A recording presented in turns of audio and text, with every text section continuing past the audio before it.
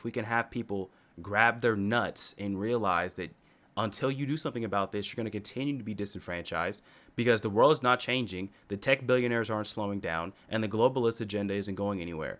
So be the resistance or be dominated. So my solution is people need to start caring about these things. It shouldn't be just a handful of young people making videos on Instagram that are interested in the things that are genuinely affecting our lives. Marching for Palestine isn't going to make your life any better, but running for a local government office will. I went ahead and listened to it, and in my view, what he said wasn't unreasonable. Now, Mm-hmm. the thing with Shapiro is he can come off as rather flippant. And honestly, like whatever reaction he gets as a result of that is for him to deal with. And I don't understand why people react that way. But I guess the sort of my general feeling on what he said wasn't or should be controversial. So Which part specifically? so when he said, so if we're going to go back, and again, I think this was sort of a problem with social media is that, and he mentioned that in the interview. So I listened to the interview last night, and he mentioned in the interview that, and this was sort of sort of encased in the conversation about Zoran Mamdani's election, right? Uh huh. And so what he said was, look, if you can't afford to live somewhere, you either change policy, which is really vote, right, or you move. I don't think that's unreasonable, right? Because as a person who lives in California, I kind of feel that every day. Um, Later on in the interview, he did say that you're, and I'm paraphrasing him. This Mm-hmm. is you're entitled to affordability or to live somewhere that you grew up. And I can see why people would, have a problem with him saying that. I don't disagree with that because, again, as he mentioned, this is something that I've thought for a long time. Part and parcel to sort of the American tradition is for men, women, whoever, to move where there is opportunity, right? And so that's something I personally did. I did that also when I moved down to Southern California, and I just I don't know, man. I just think that and he does mention that one of the issues that I think Trump or even the right in general is not addressing is the affordability crisis, right? Mm-hmm. And so, I completely understand it. I live in California. So there are a lot of things in this state that are not affordable to the middle class. You kind of have to be upper middle class to You really do. afford a house out here. And so I get it. But I guess really that's just my thing. I just think that's like what he said shouldn't be controversial, or in my view, isn't controversial. And so, and the thing is, like, watching your video, I just, it seems like you had also more of an issue, it seems, with the fact that he did say it and that Nick Fuentes caught wind of it. And so now he's making something out of it. Right. And so I don't know, like, I also would like to get to know what, I guess, your opinion on just that in general, as far as like, well, what do you feel about what government should do about affordability, if they should do anything at all, especially at the federal level? And I think this is something we sort of went back and forth about, because a lot of what affects affordability, in my view, is things that are like state and local, right? Mm-hmm. And again, this is from me living in California for 20 years. I moved from Kansas to California in 2004, and one of the things I do remember, like it was yesterday, was I left Kansas when gas was 98 cents a gallon back in 2004. And Man. then I come to California and it was like $1.75. And I thought $1.75 for a gallon of gas was Now outrageous. it's like six And bucks. Yeah, dude. I mean, look at it now. I mean, like, I constantly drive by because I live in the South Bay of LA County, but I go into LA for work all the time, Mm-hmm. and I drive by these gas stations. There's two specific gas stations in LA where it's like $7 sometimes. Unfreaking real.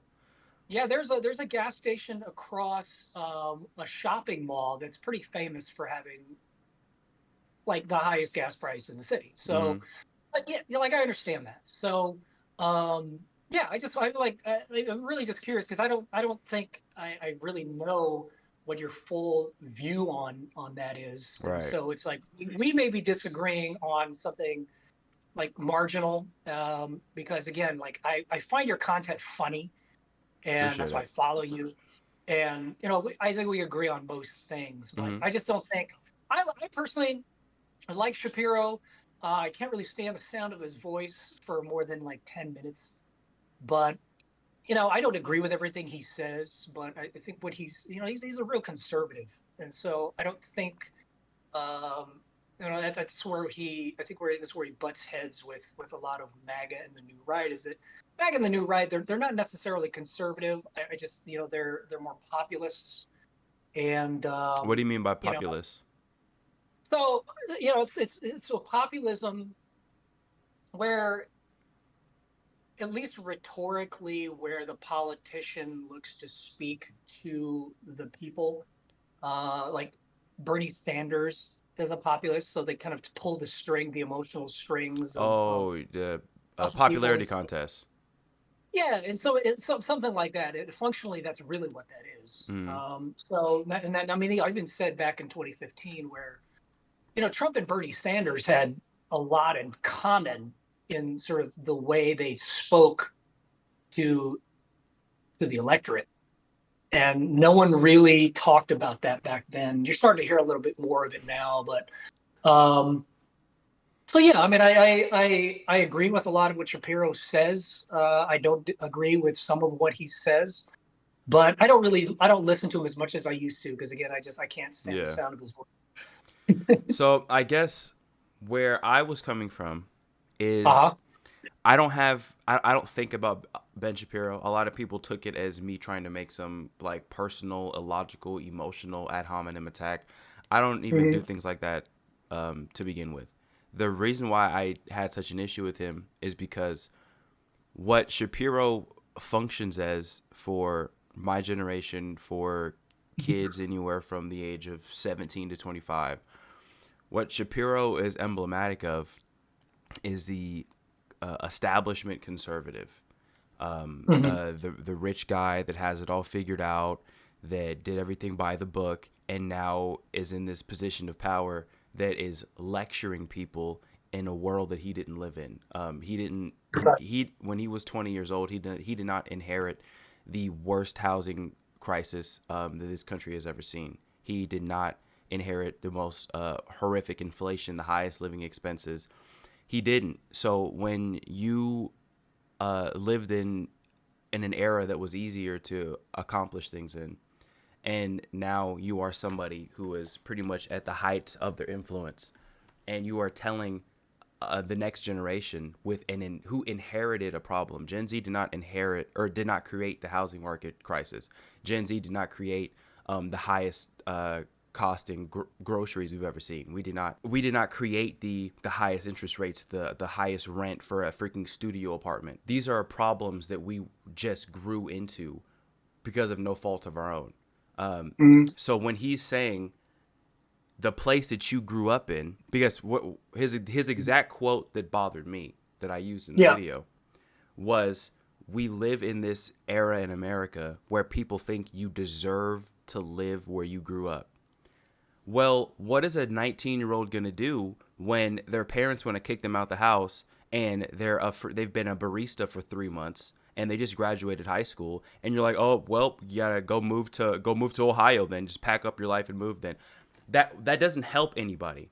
It's Mhm. very it's what it's going to do is cause people to just hate him and be like, Mhm. I already don't know what I'm going to do with my life. I already have nothing figured out. Everything is expensive. I can't afford literally anything. My life sucks. Oh, you were born in a very expensive city in 2025. Bye, figure it out. And my issue isn't what he says. I could care less what Ben Shapiro thinks. I think Ben Mhm. Shapiro a lot of what he says is retarded. But I don't take any of that to heart because I don't listen to him. My Mhm. problem is that he is a massive conservative figure, and he is a co-owner of a very large conservative media organization that produces their own TV shows and movies, and they have podcasts and talk shows, and they employ these people they have on salary.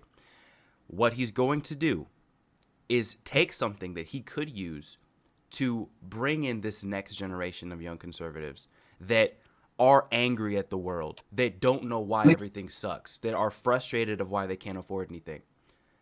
And instead of fostering that and trying to find solutions and trying to, rally them together to say things are very expensive, we have to change this uh, litigiously. We need to foster a new generation of young kids to run for office. We need to understand where are the pain points. We have sanctuary cities, illegal migration. We have underwater basket weaving to gay people in Zimbabwe, which is just getting her own tax dollars. It's just a revolving door of bureaucrats laundering our money back to themselves. Mhm. There's so much other spending that could be cut to make our generation live with some sort of hope for the future without this looming doom of AI replacing all of our jobs. And what are we going to do? Is universal basic income just going to be inevitable? Like the things that we're struggling with and we're dealing with, Ben Shapiro and his generation never even had to consider in the first place. So it's like our workforce is there is a legitimate globalist campaign to take us out of the workforce, to not to make to hire contract workers, to hire people on H-1B visas, so that they don't have to pay them retirement, they don't have to give them any benefits. We are deliberately being shown how unimportant we are in this next generation, and it's like I'm 23 years old. I don't know if content doesn't take off. I don't know what the hell I'm gonna do. It's like there's like an impending doom that's like looming over us, and it's very very scary. So when he says he's on top of that, let's ignore all the problems that my generation created, that you inherited, figure it out, and go move to Ohio if you can't afford to where you grew up in New York. When all your family's here, all of your friends are here, and oh, it's too expensive. Bye. So when he says things like that, that is going to create more groypers. Because what does an 18-year-old dude, what would he rather listen to? Would he rather listen to Nick Fuentes say the N-word on Instagram Reels and say like W Hitler and like dance into Kanye songs in his little studio? Or does he want to hear Ben Shapiro say retiring is a stupid idea? And even though you have to work 45 years of your life bare minimum to qualify for Social Security that you're going to end up paying into your entire life regardless, that's a stupid concept. And Social Security is fiscally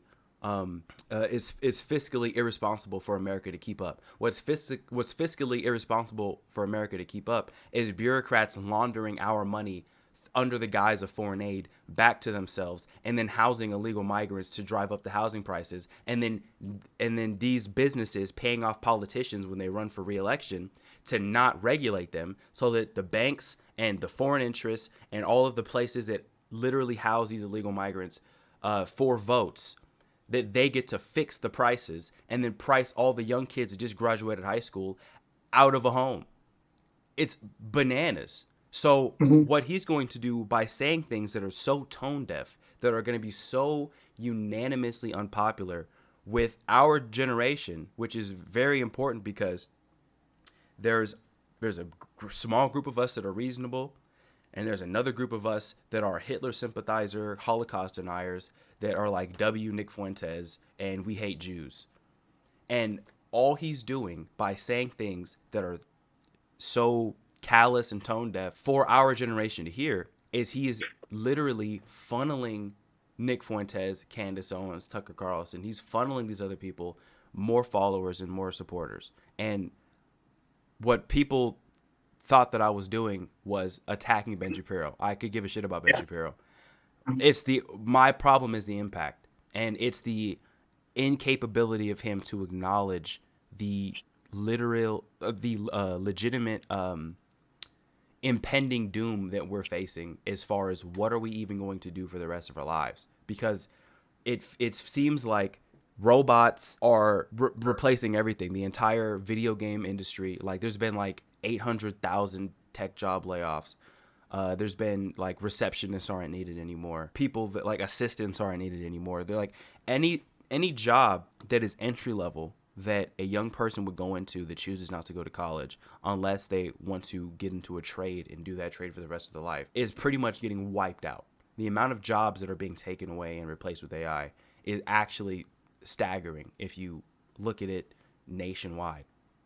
Mm-hmm. So it's not even so much I dislike Ben Shapiro. It is just what you're doing is you are feeding into the person that you claim as your enemy.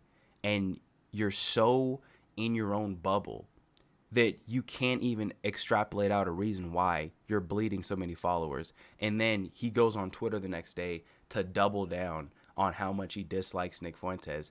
But your elitism, ostracization of this kid from the beginning is what created this monster in the first place. And it's just Nick bad, Nick bad, Nick bad, refuses to talk to the guy, refuses to dismantle his ideas. He just takes the most salacious things that he says. And again, I really do not like Nick Fuentes. I think he is extremely disingenuous and destructive. And I think he's leading young kids, especially young dudes, down a very dangerous, un-Christ-like path. But an 18-year-old would much rather listen to Nick Fuentes say W Hitler, the N-word, black people need to all be arrested, than you don't deserve to retire and you don't deserve to live where you grew up. And those were my two biggest issues that I had for sure. Okay, so as someone who is probably going to die on the job, mostly because I can't see myself retiring because I'd probably drive myself fucking crazy. I remember when Shapiro said that and thinking to myself, okay, I see where he's coming from, but this is not going to play well publicly. And it didn't. And it didn't. And, you know, again, I think it just sort of comes back to Shapiro's propensity to be pretty flippant. And, you know, he'll say, I just think he says certain things as just being reactionary. And it ends up garnering the wrong reaction in a lot of regards. So you said you're 23, and you said you're in Oregon, and were you born and raised where you live now? No, I was born and raised in Northern California, like the Northern Rockland California. area. In the where? In the Rockland area. Oh, okay, cool. Yeah. I lived in Sacramento for 10 years. So, Nice. yeah, because, you know, I don't know, man. I just, I don't know. I think that, again, if you go back to what he said, you either change policy, which is really what you can do, right? You have to vote or you move. Now, in a place like California, we're kind of stuck in a situation where, like, our votes don't matter. Now, especially so for instance, like in the Prop 50 special election, they did point out that something like 3 million Republicans didn't vote, which sort of points to the overall apathy of Republicans in the state of California. They just And think I like can nothing's understand ever gonna get why. better. Well, so what's happened was, and again, I moved to Sacramento in 2004. I was 25 years old. I lived in Lawrence, Kansas at the time. I had just gotten fired from a job. And I told myself, I said, well, you know, I'm not going to move to Kansas City. I'm just going to leave Kansas. So I promised myself if I had to leave Lawrence, I was going to leave the state. And so I ended up in Sacramento crashing on my friend's couch. And, you know, like, I watched it get worse. Now, mind you, this was 2004. This might have been a year or so before Schwarzenegger got elected governor. He was the last Republican governor in California. I believe it. And yeah, he was the last one. He wasn't a great governor, but you know, when you really think about it, it's like the governor can only do so much because he's sort of beholden to the state assembly. Right. And so really only thing a Republican governor can do is to slow the bleeding. You know, he's not a king. He's not an emperor or anything. And so I've watched it slowly get worse. And when you think about why Gray Davis got recalled in the first place. So this was 2000. So I mean, you were born in what, 2002? Mm-hmm. Okay, yeah. So I mean, your parents would know about this. So Gray Davis got recalled for something that I couldn't imagine Gavin Newsom or any Democrat politician being. He was a former governor, I assume. Gray Davis, Yeah. yeah. So Gray Davis was governor. I want to say, and again, I'm not. It was something. It was something like, by today's standards, so just Minuscule. minuscule. It's like he raised the fee on like car registers, the tax on car registers, something. It was something ridiculous by today's standards, and they recalled him and they voted in Schwarzenegger. And I've just watched the state get more and more progressive. Now, mind you, I came from Kansas. I'm like a 1992 liberal. Mm-hmm. And so I came to California and I lived in Sacramento for a few years. And I'm like, these motherfuckers sound crazy. Yeah. And that was sort of like my transition to being more conservative. And I have just watched it over the last 20 years get more and more progressive. And just when I thought, oh, well, this is where we stop. No, that's not where we stopped. They doubled And so down. now here we are, 22 years later, 20 years later. And, you know, Gavin Newsom got recalled, which again, the recall was spearheaded by like unhappy Democrats. Gavin Newsom got a higher percentage of support during his recall than he did when he first got elected. They That was the cheat. moment I thought he did as a percentage of voters.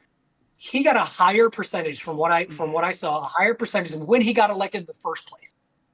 At that point, I was like, you know what? California is like, this is a lost cause. Yeah. And I know there's a lot of people who are like, oh, I'm going to stay and fight. It's like, yeah, you're fighting because you can afford to stay and fight, right? And so that's Mm. why when Shapiro said you either change policy, which is really vote, you run for office and stuff like that, or you move. And I understand why people move. I understand the sentiment because at a certain point, and again, for and I made I made a point to a friend of mine. I said the people who leave are the ones who can afford to leave, right? And so I can understand why someone such as yourself, maybe 23, you're young, you don't have your footing, uh, professionally yet. You can't really afford to say, you know what, I'm gonna fucking go to Utah or I'm gonna go to Arizona. I get that, but at the same time, it's like, I guess my question is, what would be the like how practical is it to sort of, would it be more practical to say, okay, figure it out, right? You could probably say it in a better way than Shapiro said it. You figure it out somehow, right? I have a feeling you're probably going to figure it out, but okay, well, but you tell people to figure it out, or you tell people to say, you know what, the system's against you. There's nothing you can do. You need to give the government more power to do something about your situation, right? And so that, I guess that's where I'm coming from with that, and it's something that I guess we had mentioned in your comments, is that I don't know from a federal perspective how they can make things more affordable outside of lowering energy costs, um, and sort of deregulating certain things. Now, as far as the housing goes, I'm a home inspector, and so I work in the real estate industry, but I'm not really a party to the transaction. Right. And so, I know there's a lot of people who focus on these hedge funds and like BlackRock buying up residential houses. I don't like that either. I don't know how you get to a point legislatively where you just ban those entities from owning real estate. I don't know how you do that. I don't know the constitutionality of that. But see, it's my opinion that focusing on something like that will make a little impact. Like, it doesn't suddenly make housing more affordable to a bunch of people who otherwise can't afford it. And so there, people talk about, well, interest rates need to go lower. I said, well, if you look at interest rates historically, I mean, interest rates in the late 70s were double digits, in the teens for mortgages. Mm-hmm. All right. So historically, we are still, even at 6% mortgage, 7%, we're still historically pretty low. But what people fail to understand is that, and again, I watched this firsthand. When you have, so let me kind of backtrack a little bit. We have to establish sort of a definition of terms, right? So when people talk inflation, they're speaking of it colloquially, which means just the rising price of everything. Well, inflation, from a technical standpoint, is really just an increase in the money supply. So the increase in the amount of money in circulation, right? And so all of these things like prices and wages are, they're indicators of inflation, right? So generally when circulating money goes up, prices go up, wages go up. So they're like lagging indicators. But the And difference, the so, caveat with that is that yes, there's more money in circulation, uh, but that money in circulation is getting funneled straight vertically. oh yeah, and That I'm not gonna yeah. disagree with you. I'm not gonna disagree with you. So So it's what I'm like saying is there's like, more money that drives up the prices for everybody else that already couldn't afford it. But yes, exactly. yeah, it's crazy. Well, but exactly. And so what happened was when they did the COVID, when they printed trillions of dollars. I saw this thing where it said 80% of all money in existence was printed since like 2019 or whatever. That's going to have a huge impact on prices of Mm-hmm. everything. And so when you have free money, right? So when mortgage interests were down 2 to 3%, that what that does is it introduces into the market almost immediately a ton of potential home buyers. So you have a ton of new potential home buyers, and there's a zero chance that supply can meet that immediate demand. In California, it takes forever to build anything. I mean, I've talked to guys. I did an inspection on, I want to say, a 6-unit building in Santa Monica. They told me from start to finish, it took 4 years because of the permitting process and all this other stuff, to the tune of $1 million a unit. And again, that's not just like LA County regulations, it's Santa Monica regulations, all that stuff. And it was $1 million a unit. And so what they ended up doing with the property is short-term rental. And we're talking like 3 to 9 month leases. Oh And they my did that to gosh. protect themselves because you might have heard this in California. You can just take someone's house Yeah, you can just in squat in there. California. If you're renting, you can squat and now that is yours. That is absurd. And so a lot of these landlords sort of have to do these things to protect their investments. And so you had all of this money. I watched it happen. So you had lower interest rates and you had this diaspora during the pandemic. So I had a neighbor 2 doors down from me. Um, he was the original owner of his townhouse. He paid $1 million for it. It's 1,900 square feet to share a wall. This was back in 2017. So ridiculous. And he sold, I want to say in 2000, he sold at the end of 2020 or the beginning of 21 for 1.15 or something like that. The second family moved in. They bought it for like 1.15, and they sold it 18 months later for 1.43. That's 18 months later. ridiculous. So the people on the other end, 2 doors down from me, paid $1.4 million for less than 2,000 square feet and to share a wall. And the people who moved away, they paid cash for a house in Arizona. You see what I'm saying? So there was a lot of that. And so what happens is you have individuals who leave California or leave these expensive states, right? Because again, they're worried about affordability, but they have enough money to move. So they go to Arizona. And what happened to Arizona? And they just drive it up They're over re- there. exactly. So you have people who move and it drives up prices in other places. That's what happened to Denver. That's what's happening to Idaho. And, on a smaller scale, something that I noticed was, so I live in the South Bay of LA County. And when work from home became the norm, I started seeing people move from the west side of LA down to the South Bay. So if they no longer needed to be near to work to commute, they were like, well, I'm going to move to a place where I can afford a house. Mm-hmm. And that's exactly what they did. So they made enough money up there to rent a nice place, but they didn't make enough money to buy a house on the west side of Los Angeles.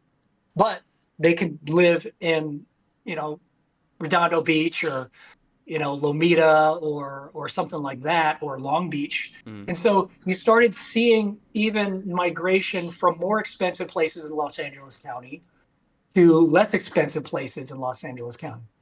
That also happened in 2006. So I moved to California right as the housing bubble was inflating back then. This was the great precursor to the Great Recession. What I was seeing was I was hearing people talk about real estate in a way that I'd never heard. Again, I came from Kansas. Houses were like $150,000 back then. Okay. And I come here and I see houses for $300,000, $400,000. And I'm like, this is insane. And so people were talking about real estate in a way that I wasn't used to. They were saying, well, I'm buying this house over in the suburb and I'm going to have two or three roommates so I can pay my mortgage. And again, this was It's crazy. the lead up to the Great Recession, subprime lending. And so what was happening was you were having these people from the San Francisco Bay Area move, and your parents could probably attest to this. They probably witnessed this firsthand. We had They moved we from like rented like 4 houses in the course of maybe 6 years after we lost our house in the housing crash in 2008. Yeah, dude, it's like so all these Bay Area people were like coming up to Sacramento and they were driving up the prices of these homes. It was insane back then. Like I was like I had no idea.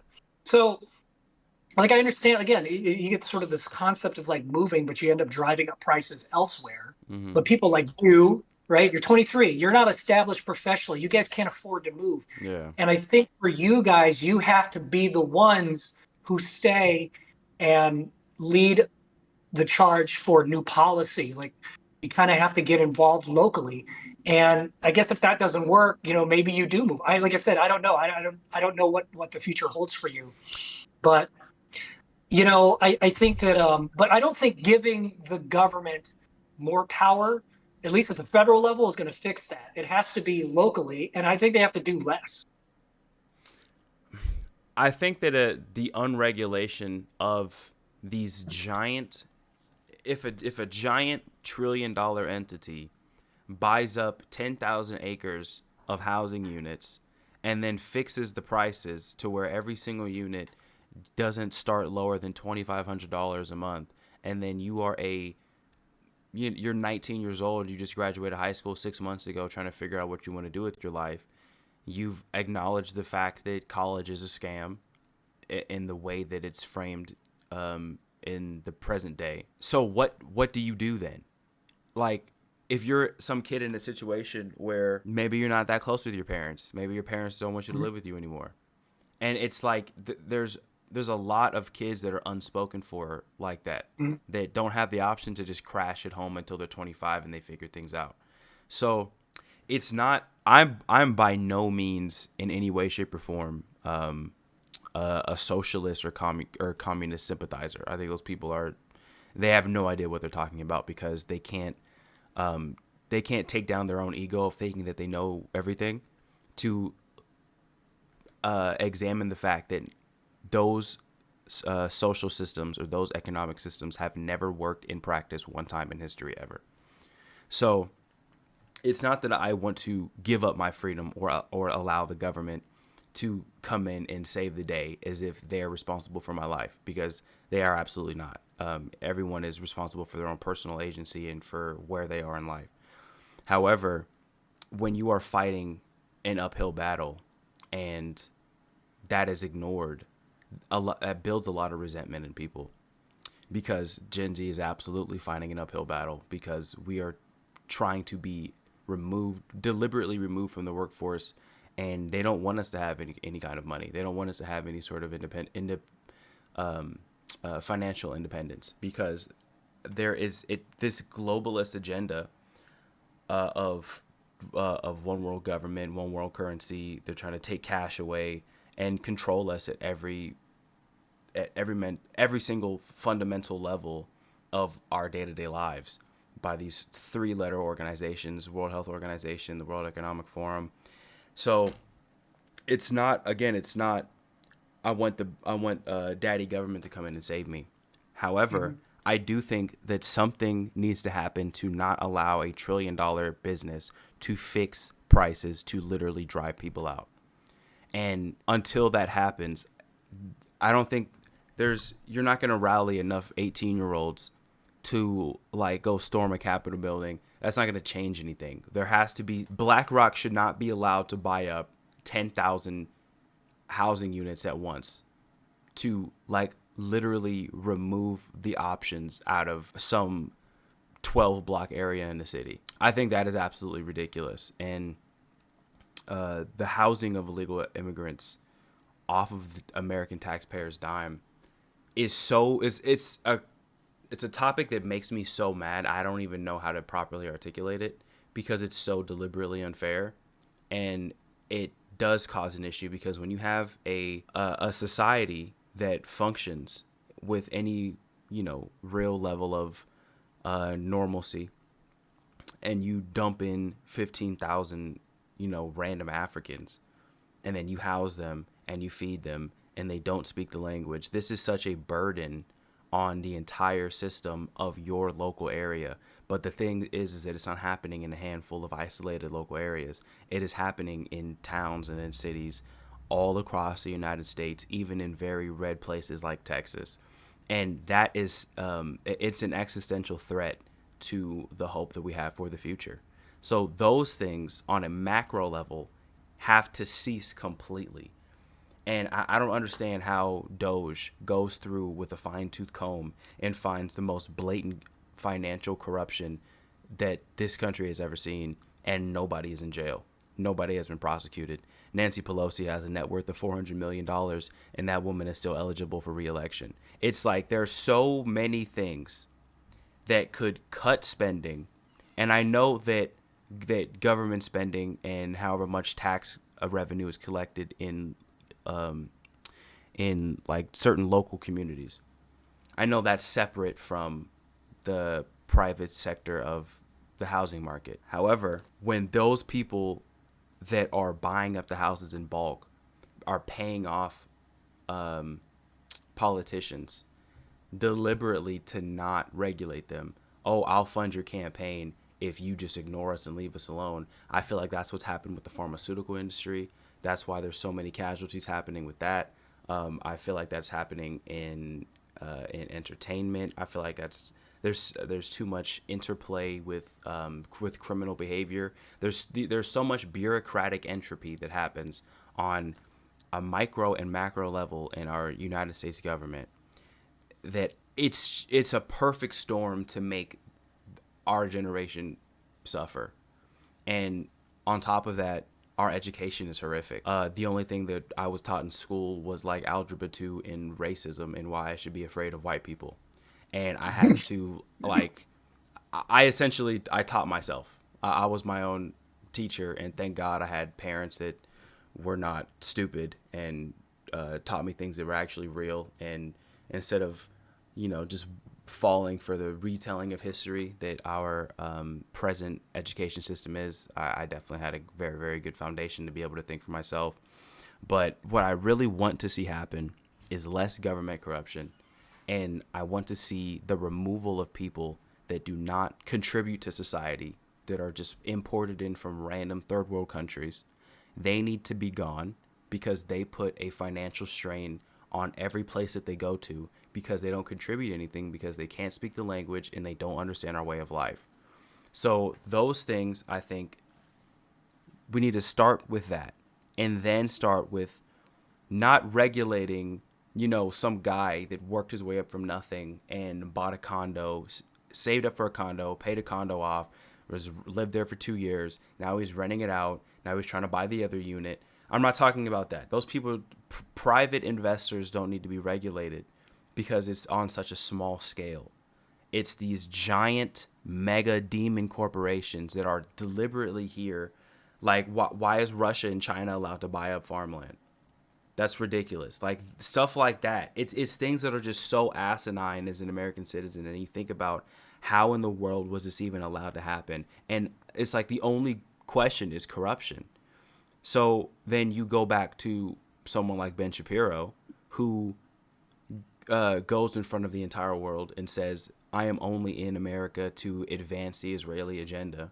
He said that out of his mouth, straight up. And you say that, and then you always advocate for the benefit of Israeli citizens and the ease of their life. And not that they don't deserve it, because they do live in a PvP server and their way of life is constantly threatened. So it's not that I am saying that they shouldn't have a nice way of life. However, if you're going to hold those same opinions for a foreign country that's not America, yet you claim to be a conservative American citizen and advocate for this nation, how do you then speak better of the citizens of a foreign country that you choose not to live in than this one? It's like you're advocating for the well-being and the sanctity of that country, and hey, Gen Z, you inherited this problem. That sucks. Figure it out. You don't deserve to retire even after working 45 years. And it's not even, I wouldn't want to do nothing when I'm 65 either. But to be able to have the free time to nurture your family, to go golfing, to vacation when you want, just having a time where work is not a necessity. Go garden, go work at CV. There's so many old retired people I know that work at CVS, and they're just like they're just door greeters, or they hang out in the back of restaurants, and I don't know, like they fold napkins or something just to have something to do. It's not don't work at all, but you shouldn't have to be forced to work 45 years of your life and then at the end of it say, have this dude worth $300 million come out and say, oh, and even after all that, you don't deserve any sort of reprieve because it's a stupid concept, even though I have all the money in the world, and if I wanted to disappear and never work again, I could. But you do. It optically it's horrific. And it's going to lead, going back to him, to bleed so much support, bleed so many supporters, and lose public sentiment. And then now Nick Fuentes is farming him for content, and he is creating more glory. It's like he's like a self-eating snake almost. So him, the way that he frames things, and then when you look at the reality, because of course in principle, if you can't afford to live in your city, especially if you are if you're married, if you have a child, you have to make decisions. In principle, what he said, I don't disagree with either. If he would have just said that first initial quote, but then to follow it up with, you then don't deserve to live where you grew up, but then you think that you then go and advocate that every single Israeli deserves to have a homeland that they can go back to. Those things conflict a lot, and you're going to make the irrational Jew derangement syndrome people. It's like you're just hand feeding them more ammo to hate you, and to make up crazy things, to make up crazy conspiracies, and it's like you can't even see the damage that you're doing to the public perception of your own people, because you can't. It's like you don't think before you speak, or at least you don't think about the way what you say is going to be perceived by the people you claim to care about so much, which is this next young generation of voters. And he just has a very, very mixed messaging. Yeah, what's interesting is I wouldn't call Ben Shapiro sort of a country club Republican. I don't know what he is, because again, he's younger than that generation of Republican. But I think we're starting to see the effects of the vacuum, the void that's been left after the death of Charlie Kirk. So the Republicans' way forward lies in their ability to speak to people your age. And that's what Charlie Kirk did. He sure And did. he did it really well. And if you listen to Charlie Kirk in any meaningful volume, and then you listen to Ben Shapiro, like it's two different messages. Mm-hmm. There's a lot of crossover, but there's two different messages. So what Charlie Kirk knew how to do was talk to people in their 20s and in their early 30s. I believe Ben Shapiro is probably in his mid 30s at this point, but he kind of talks to like my generation is Gen X. Like I'm 47, and so that's why I can agree with him a lot in principle, but sort of not agree with some of the other things he says. But um, I understand that like my views don't necessarily resonate with Gen Z or even younger millennials. So I get that, and I don't envy you guys. That's the thing. So did you go to college? I did for football in 2020, and then they canceled our whole season, and then I just started working. Oh, okay. Yeah. So my sister-in-law, she went to Duke. So she's, I want to say 15, she's like 12, 13, like 13 years younger than me. So I think she's 34 now, 30, 33. I just looked it up. Yeah. Shapiro's 41. Oh, he's 41. Yeah. Jesus. So, um, so my sister-in-law, she went to Duke for 4 years and then went to Columbia Law and then went to Harvard Law after that. And 1 year at Duke was $50,000. That is insane. $50,000 per year. Now, mind you, this was back in 2011 or 12, I want to say. I can't remember when specifically when she graduated. That was a decade ago. College tuition hasn't gotten cheaper. No. Was it like My 4 year 75 now? degree, yeah, like my degree at Kansas, the entire degree, in-state tuition, was $18,000. That's a much easier pill to swallow. And here's the thing. I mean, if I had to do it over again, I would have gone to community college, which was even cheaper. I mean, I was like, I enrolled at KU. It was $65 a credit hour. So my tuition and books, I think my tuition fees and books every year was something like $2,000. So I don't envy what you guys are going through. As far as what you guys do, my question is like pragmatically, what would be the message then, right? So we can talk about we can talk about the system, we can talk about what's happening. You can talk about what's happening to you. Mm-hmm. And, you know, within that might be some conspiracies and all that stuff. I get it, but I guess pragmatically, my question to you would be like, what would the way forward be from you for you personally, for your demographic, your generation? Because I see what the tech lords are trying to do with AI as far as replacing workers. Because the thing is, for as great as capitalism is, and I'm a capitalist. It's double-edged sword Um, sometimes for sure. well, I think what people need to talk about, at least people who are pro-capitalist, they need to at least be willing to have a conversation that capitalism is inherently global, Mm-hmm. right? So, globalism lifted hundreds of millions of people out of poverty across the world. That's a good thing. However, it came at a cost. There was a trade-off. And that trade-off was it took away a standard of living for a certain demographic in the United States. And no one talked about it. Democrats, Republicans, both sides completely ignored it.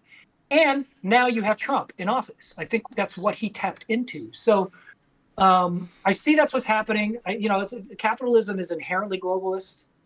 Um, you're as a business, I understand trying to reduce costs all the time. I don't reduce costs at all costs, Mm-hmm. but I don't know. Like, I guess, like, what from a policy perspective, I agree with you on a lot of what you said anyway. So the things like getting illegals out of the country. I mean, especially here in California. I mean, It's outrageous. we've got millions of them, and Yeah. I could see how they would drive up the rental market, even if there's 9 people living in an apartment. Mm-hmm. So, as far as illegals buying houses, I've seen stuff here and there. I don't know the specific statistics on that. It's not zero. I don't know if it's enough to address the housing affordability crisis. At least as far as California goes, Mm-hmm. it's really a supply issue. And the fact that the people in Southern California have a lot of fucking money, Yeah. a lot of money.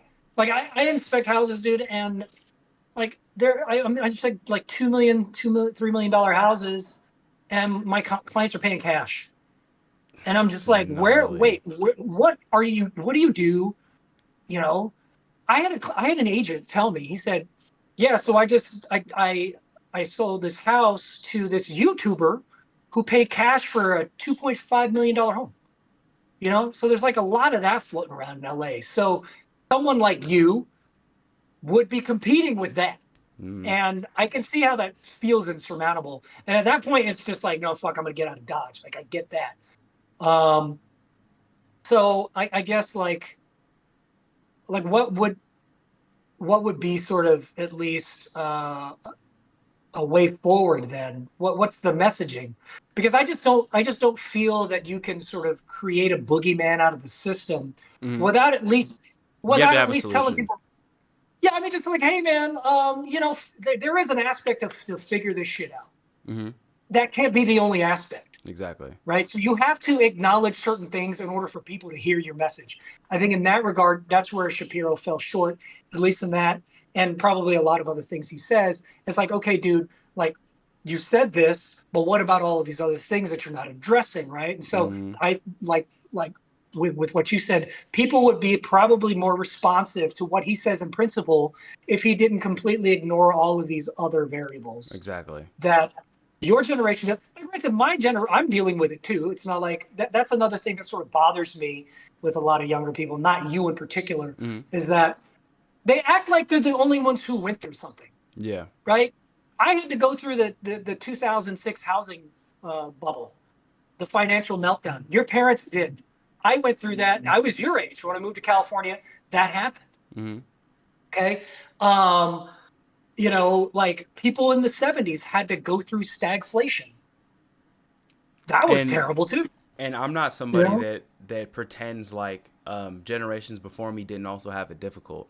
A lot of my generation likes to put a spotlight on themselves, like it is the most like difficult, horrific thing that's ever happened in the entire world. I think a lot of those people are very dramatic. There's Mhm. validity to it, but it's also dramatized to a degree that I think is unnecessary. What the reality is that we have people that love being victims and that don't know how to work for themselves. And then we have other people that hate being a victim and all they want to do is figure it out and work for themselves. And they're in between a rock and a hard place and can see the writing on the wall that they are trying to be replaced and they're probably going to be on universal basic income in 15 years. So it's two sides of a coin, and it's I think where the frustration comes from Gen Z is that it's not Mhm. so much that we think that uh, we're dealing with the most horrific things ever. It's that the Gen X and Boomers, they downplay it because of the presence of technology. Oh, you have a cell phone now, so things aren't that difficult. Oh, you can spend $20 for a bag of Skittles on DoorDash to have somebody go get it for you. So things aren't that difficult. That's actually we're competing with so much more distractions. We have there has to be so much more denial of self because everything within our fingertips is trying to just squirt dopamine in our faces to just distract us from everything. And that is a personal decision, but it's also extremely overstimulating and overwhelming. And older people, they downplay the extremity of the danger sense that we have and the fear for the future. It's really watered down by older people, and they think that because you can lease a car for $300 a month that has like a freaking iPad on the dashboard, that somehow like everything isn't being deliberately weaponized against you. And I think that it's conversations like these that are really beneficial, because when it's two groups of people just screaming at each other from across the aisle or over social media comments, we don't get anywhere. That's why usually if somebody has an argument of any validity, which I respect to you because you're one of the first people that said, yeah, sure, I'll talk to you. And that usually never Yeah. happens. I'm like, if you disagree with me, let's have a conversation to actually get somewhere, because that's another big reason why so many young people, myself included, really, really appreciated Charlie Kirk, because he didn't just say everything sucks, there's all the problems you have to deal with, may the best man win. He offered solutions. He said college is a scam. Don't go to school. Don't go out and party and drink. Be different. Be purposeful instead of living for self. Go to church. Live for Christ. It's there's so many things that you can do to help yourself, and also he advocated for people to get into politics and to run for office. And you were asking about solutions. What I want to see as a solution is I don't want young people to keep complaining, because I'm someone of action. I want us to do something about it. There should be nobody over the age of 70 like as an active member of Senate. There should be nobody that has no real framework of how the world works anymore, in a position of power, making decisions for us. And how embarrassing was it? I don't know if you watched like when TikTok was under fire from Congress, and even those old congressmen from like 5 or 6 years ago talking to like Zuckerberg. Zuckerberg. Like they're talking to Zuckerberg and they're like, how in the world does this, what kind of business model is this? And he's like, Senator, we run ads. And it's like, that's so embarrassing. Did you even think about this before you said it? It's like, you guys don't even know how the world works. You can't figure out for 2 seconds with your brain how a social media platform makes revenue. Like, it's like, and you're the person that's making decisions for me. You're the person that's going to be making decisions for, my children if you're still here. Sorry to interrupt. So real Okay. quick, that's what lobbyists are for. That's the thing of like people who rail against lobbyists. Like, yeah, I understand the issue with lobbyists and the potential dangers that it poses, but you kind of need lobbyists. So what happens is when you have an industry, or you need to send lobbyists to Washington D.C. if they are threatening to regulate your industry, right? So it's just like you sort of underscored the need for that, at least to a degree, that you got a bunch of people who regulate. And that's sort of the thing with government, is that they regulate things that they know very little about. Exactly. Right. And so that's why you need lobbyists to be like, hey, guys, okay, that's not how this works. If this happens, blah, blah, blah. Now, the flip side of that is, you have lobbyists who are just really just trying to curry favor with politicians. And so, yeah, I mean, that's sort of the thing. Again, it's like that's the thing. You got a bunch of people who don't know shit about fuck. And then Exactly. you need someone there to let them know like how shit works, because you have senators like, wait a second, how's this book face thing work? How do you guys make money? What's happening here? And so, you have to let someone know. So anyways, yeah, go ahead. I'm sorry. Oh no, you're fine. Yeah, I think that was an interesting thing you brought up. Yeah, my solution, which this may be difficult for people my age to understand, or maybe an uncomfortable truth, but what we have to realize is that our future's not in our hands, and Donald Trump is not going to save you. JD Vance isn't going to save you. As much top-down regulation as we may feel like is necessary to help us, at the end of the day, those are only stopgap solutions. That's not going to be permanent. What we need is to not only vote and get these old ass bats out of power that are just stealing from us anyways, and they're just doing all this insider trading, and they're above the law, and they never get prosecuted for anything that they do. What young people need to do is understand that our future is in our hands. I would love to run for office someday. I'm moving to Dallas next year with my family. Next, hopefully around like March, April-ish, early spring. But we're going to Dallas, and I want to get established there and genuinely try and make some sort of difference, because me screaming at my phone and complaining, yeah, I'll get some viral videos and attention, but at the end of the day, those things are still categorically entertainment, because it's not. Some people may be like, huh, this guy has some good points, and may adopt the same thinking points, but what does that then lead to? Are you just saying it just to say it, or are you trying to cause a positive impact? And I want to cause a positive impact, and I want people to realize that if you want to make a change in your life and the lives of your peers, it starts with action. It starts with acknowledging an issue, thinking of a solution, and then implementing that solution. And just solely complaining and thinking um, uh, like these authoritarian people are bad, which they are, and these people in power are retarded and they don't know what the hell they're doing and they're just stealing from us. Yes, these things are true. What next? And Gen Z's problem is that they love complaining and they don't like thinking about how to end the necessity to complain in the first place. And if we can figure that out, if we can have people grab their nuts and realize that until you do something about this, you're going to continue to be disenfranchised, because the world is not changing, the tech billionaires aren't slowing down, and the globalist agenda isn't going anywhere. So be the resistance or be dominated. So my solution is people need to start caring about these things. It shouldn't be just a handful of young people making videos on Instagram that are interested in the things that are genuinely affecting our lives.